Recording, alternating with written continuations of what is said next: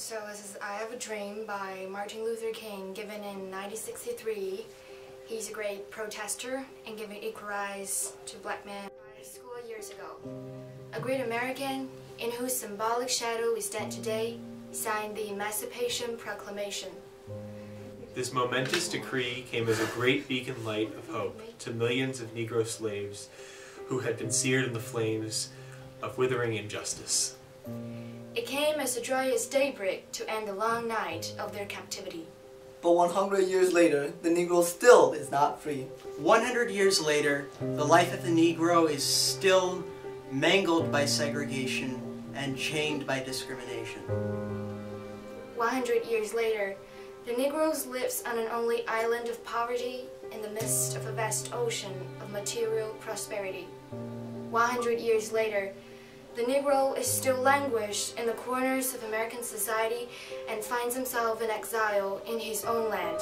And so we have come here today to dramatize a shameful condition. In that sense, we have come to a nation's capital to give a check. When the architect of our nations wrote the magnificent words of the Constitution and the Declaration of Independence, they were signing a promissory note in which every American was to follow.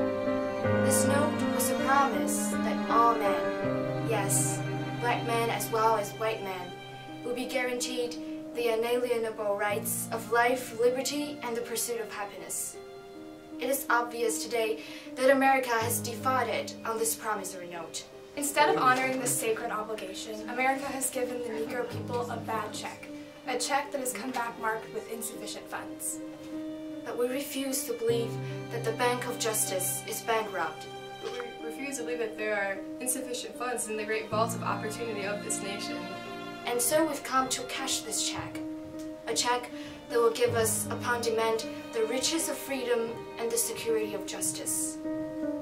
In the process of gaining our rightful place, we must not be guilty of our wrongful deeds. We must not satisfy our thirst for freedom by drinking from the cup of bitterness and hatred. We must forever conduct our struggle on the high plane of dignity and discipline.